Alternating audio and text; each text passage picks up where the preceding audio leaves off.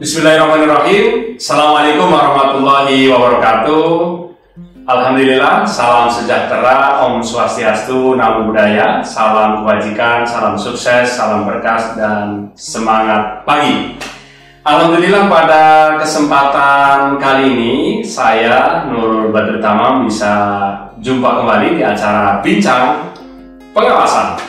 Kali ini saya berada di Kabupaten Wonogiri, di kampus yang sangat luar biasa sekali, yaitu kampus Staben Raden Wijaya Wonogiri. Dan sebelah kanan saya ini ada Ketua Staben Raden Wijaya Wonogiri. Selamat pagi, Prof. Selamat pagi. Gimana kabarnya? Baik. Pripun kabarnya ya kalau orang Jawa? Saya bersama Bapak Profesor Dr. Hesti Setiadi SEMSI. Tentu kita akan mengenal dan menggali profil biografi beliau dari awal hingga A sampai Z ya. Tentu penasaran nih. Jadi jangan lupa kalau ke Wonogiri berkunjung dan mampir ke Staben Wonogiri. Baik, lahirnya di mana, Prof? Lah, ini kebetulan ini keberadaan kampus di Wonogiri dan saya kelahiran di Wonogiri juga gitu. Wah, putra daerah jauh ya. Begitu ya. Lahir tahun? Saya kelahiran tahun 1971. Iya. 71 berarti sekarang sebentar lagi ulang tahun ini Pak, 15 Juni nanti. Oh, luar biasa. Semoga tetap sehat ya, Prof ya. Iya, pengen sukses untuk membawa keberhasilan dan kesuksesan di Staben Wonogiri. Terus kalau istri? Istri dari Surakarta, dan kebetulan kalau dulu itu teman kuliah itu, ya dia di Fakultas Ilmu Pendidikan, saya di Fakultas Ekonomi di 11 Maret. Terus mulai dari SD hingga perguruan tinggi di mana seperti? Kebetulan saya juga sama, masih berada di Wonogiri SD sampai dengan SMA itu di Wonogiri. Mulai baru S1-nya ke Surakarta. Iya, 11 Maret ya. Iya, di 11 Maret. Mengambil fakultas apa? Di Fakultas Ekonomi di bidang Ilmu Ekonomi dan Studi Pembangunan. Terus S2? S2 saya di Universitas Airlangga, Surabaya. Oh, ke Surabaya? Iya. Sama fakultasnya? Sama, di ilmu manajemen. Jadi masih dalam satu rumpun di bidang ekonomi sebenarnya. Dan posisi pas S2 itu sudah menjadi ASN atau gimana? Sudah, kebetulan dulu saya CPNS di Kanwil Provinsi Jawa Timur tahun 1999. 99 ya? Betul, oh, pas zaman reformasi. Betul, iya, pada masa rusuh itu. Pas presidennya siapa dulu? Pak Abdurrahman Wahid. Pas Gus Dur ya. Itu gaji pertama masih ingat, Prof? Wah, sangat ingat sekali. Kenapa saya sangat ingat? Karena memang mohon maaf ya, karena dulu sangat minim, masih 180.000. Terus melanjutkan S3-nya setelah dari Surabaya ke? Saya ke Universitas Negeri Yogyakarta. Iya, Oh, itu kampus saya juga, Bro. Oh, begitu saya ya, di IAIN. Oh iya, dekat ya. Iya, saya dulu di Ngaten, Condong Satu. Iya. Fakultasnya apa dulu? Di Universitas Sarjana di Prodi Penelitian dan Evaluasi Pendidikan di PEB.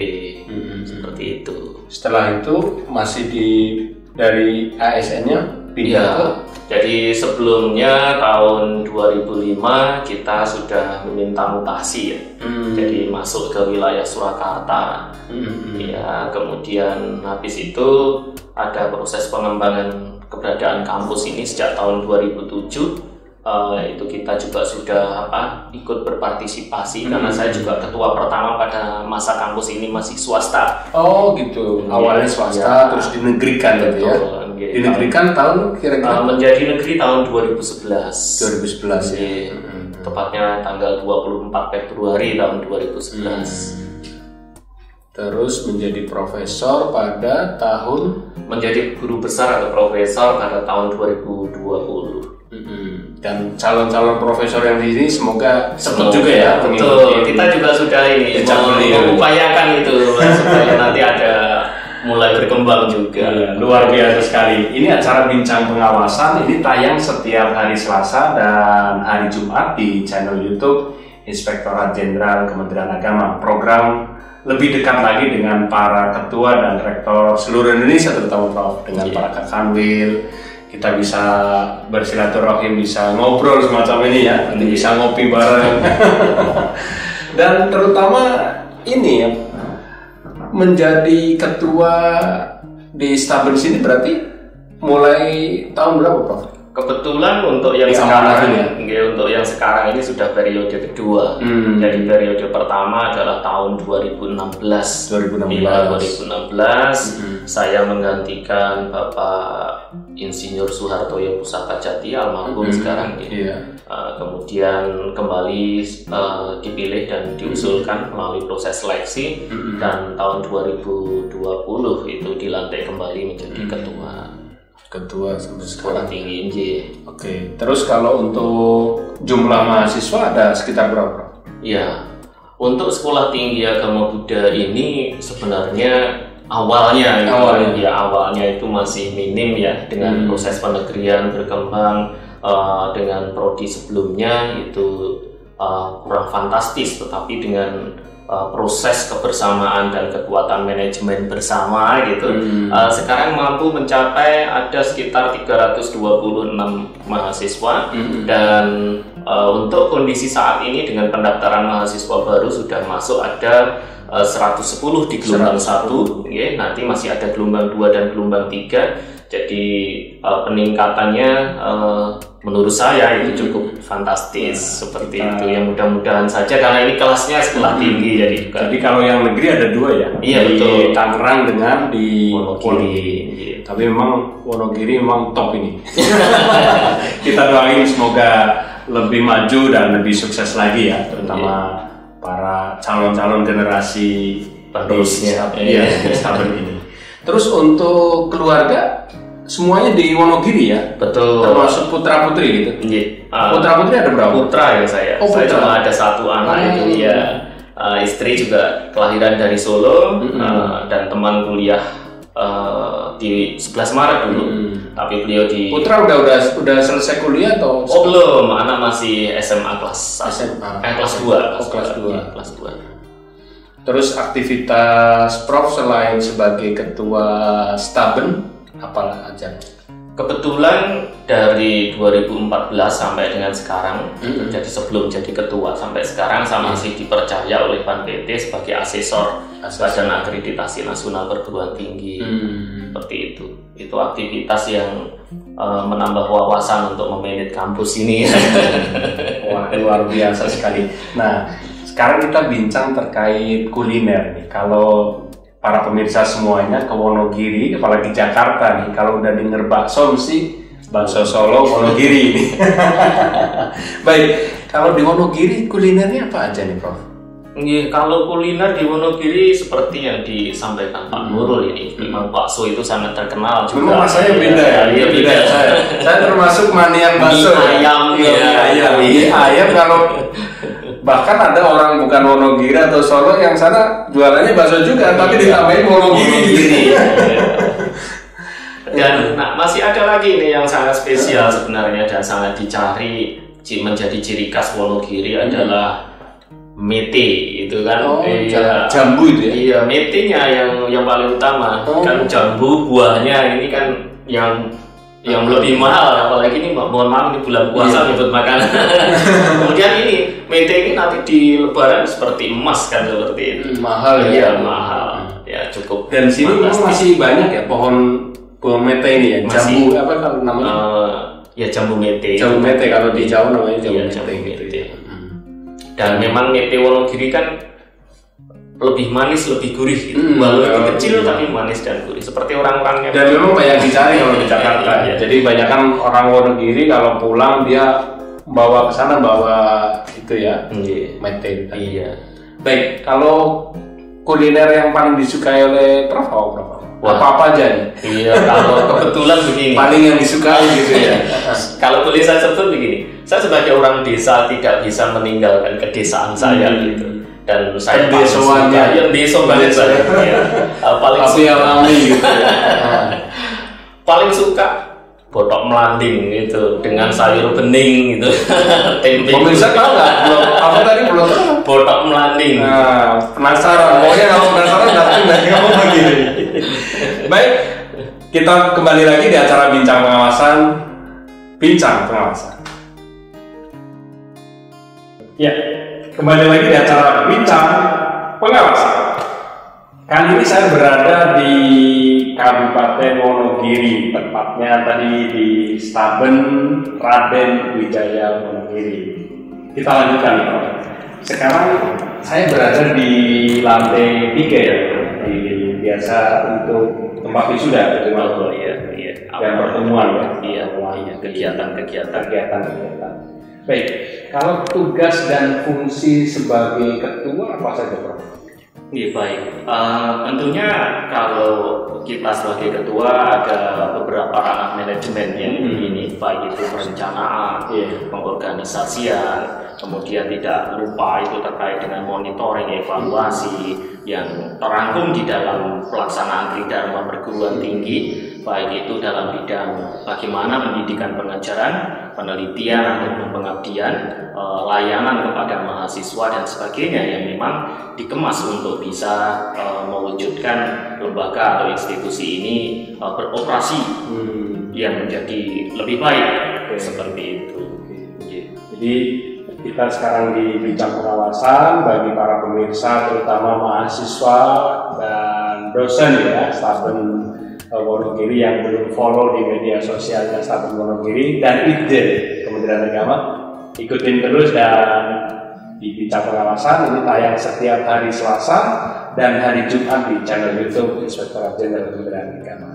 Terus kalau program-program unggulannya apa? Oke, baik.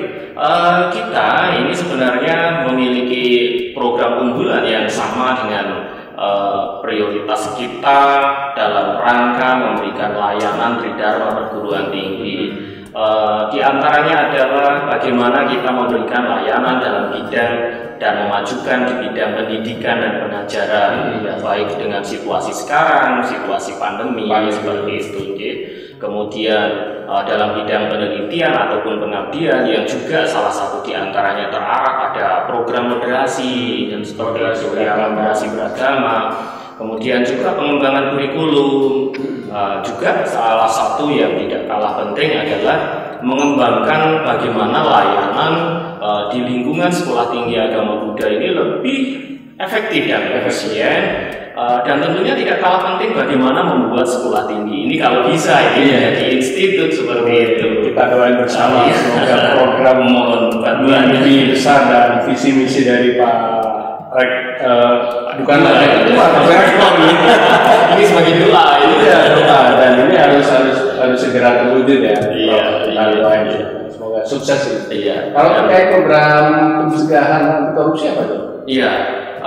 Kita juga sudah dan dalam rangka mempersiapkan untuk mencanangkan zona integritas juga yang ada kaitannya dengan reformasi birokrasi, termasuk dengan upaya pencegahan korupsi. Dan salah satu di antaranya sebenarnya kami ingin mengedepankan ZI ini tadi dengan bagaimana layanan di STAP ini bisa berjalan dengan harapan tentunya bagaimana sarana prasarana yang di STAP ini bisa terakomodasi nantinya. Kita masih memiliki kebutuhan sarana prasarana yang memang harus terdukung ini supaya nanti wajah Kementerian Agama melalui Sekolah Tinggi Agama Buddha Negeri Raden Wijaya ini menjadi elok gitu, terwakili ini Kementerian Agama gitu dari Sekolah Tinggi Agama Buddha Negeri Raden Wijaya. Kita harapan saya di depan nanti masih ada bangunan yang fungsinya sebagai rektorat dan di dalamnya adalah layanan-layanan. Jadi kalau gedung istilahnya semacam PTSP. Iya gitu, bukan hanya kalau rektorat itu ruangan untuk rektor, bukan, tapi itu adalah layanan untuk semua. Hanya namanya saja kebetulan kan namanya kayak rektor gitu, tapi itu sebenarnya gedung untuk layanan.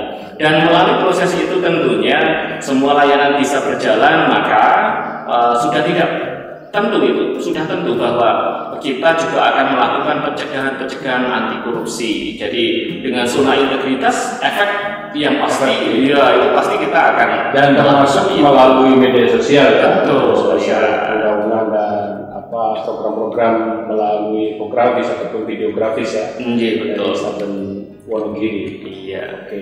Terus ada lagi yang perlu disampaikan? Tentunya bahwa sekolah tinggi ini walaupun untuk saat sekarang dalam kondisi kecil tapi indah ya. Menurut saya kecil tapi indah, mewah, mepet sawah gitu. Tapi satu sisi bahwa kami sekalipun kecil, indah, dan kita memiliki jaminan mutu juga yang bagus bahwa kita lembaga yang terakreditasi yang mumpuni gitu ya. Iya, kita akreditasi awal ini gitu. Nah, satu sisi tadi bahwa kita mengharapkan sekali fungsi dari layanan kami bisa berjalan dengan terbantu sarana prasarana yang memang seharusnya ada. Mohon maaf kita ada namanya market yang harus dibangun. Nah, mudah-mudahan dengan melalui pertemuan pengawasan dengan Pak Nurul ini nanti banyak kawan-kawan yang mampu mendengarkan termasuk didengar di pusat gitu ya. Sehingga dan kita harapkan mungkin Pak Sekjen termasuk Pak Menteri bisa hadir di sini ya. Betul. Ya, kalau Pak Dirjen sudah berapa kali? Kurang lebih mungkin baru beberapa kali. Nanti jangan lupa Pak Dirjen ajak Pak Sekjen untuk bisa melihat kondisi langsung ya, bisa melakukan pembinaan dengan para ASN yang ada di Betul, apalagi Staben Wonogiri ini untuk peminatan mahasiswanya luar biasa. Jadi peningkatannya itu persentase dari berapa ke 100% dan sekarang naik lagi 100%. 100% kenaikan kemarin ke sekarang itu 2 kali lipat berarti kan.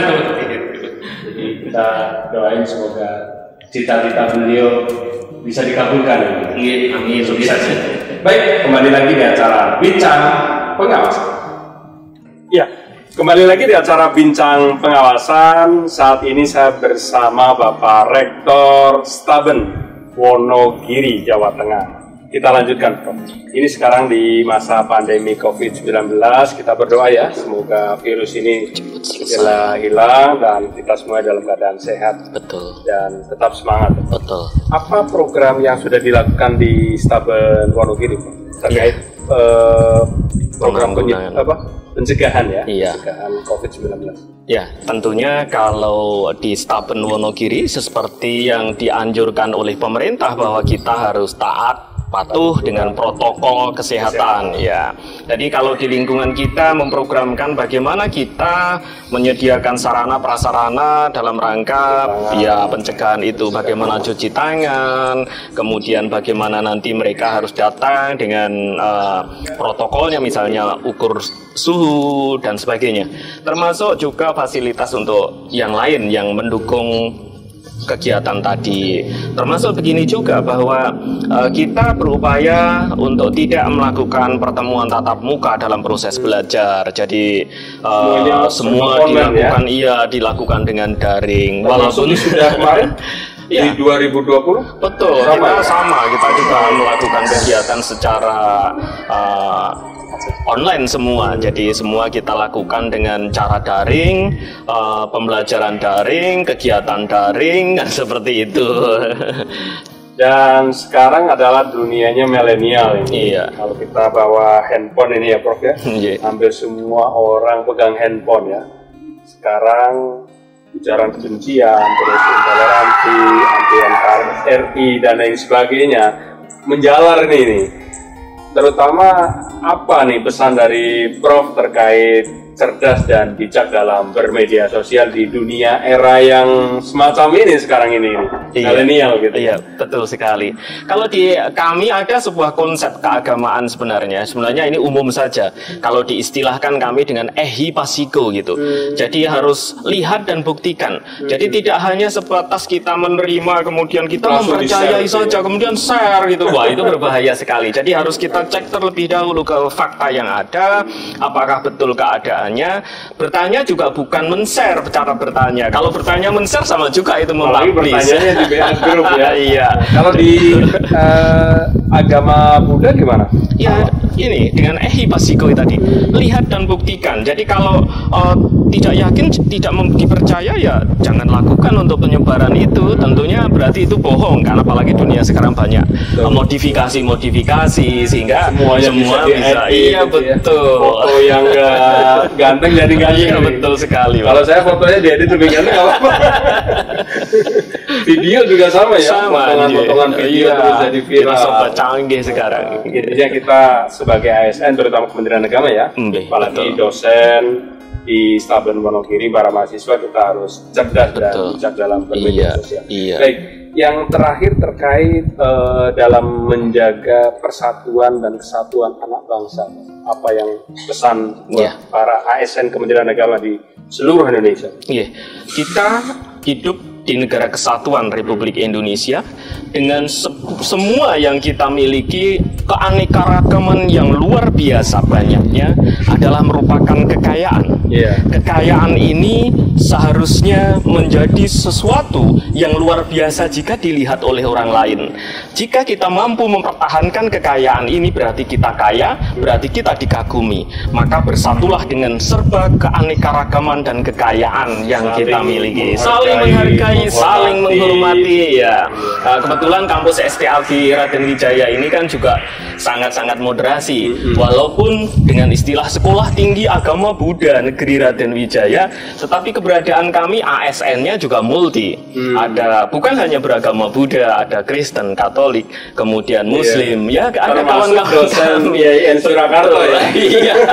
Ya, tadi kita ngobrol dengan Pak Rektor IAIN Surakarta, beliau ngajar di sini, yang dari IAIN juga sini. Dari sini juga ada yang itulah moderasi beragama.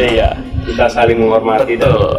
Dan terakhir Prof, terkait program bincang pengawasan Inspektorat Jenderal Kementerian Agama, apa komentar dari Prof ini? Luar biasa ya. Harus terus untuk dikembangkan dan menjadi bagian yang tidak terpisahkan dalam rangka memberikan jaminan kenyamanan dalam rangka kehidupan para ASN, sehingga semua yang menjadi tujuan termasuk reformasi birokrasi dan sebagainya bisa kita wujudkan. Terima kasih nih di sela-sela tugas beliau yang sangat sibuk masih bisa menyempatkan bersama di acara bincang pengawasan. Semoga sukses Prof. Tetap semangat dan menjadi institut ya Prof. Menjadi institut harus itu wajib sukses. Terima kasih. Demikian tadi para pemirsa yang terhormat. Kita akan kembali lagi di acara bincang selanjutnya di edisi selanjutnya. Jangan lupa kalau ke Wonogiri mampir dan datang ke Sekolah Tinggi Agama Buddha Raden Wijaya. Kurang lebihnya mohon maaf. Wallahul muwaffiq ila aqwamit thoriq. Assalamualaikum warahmatullahi wabarakatuh.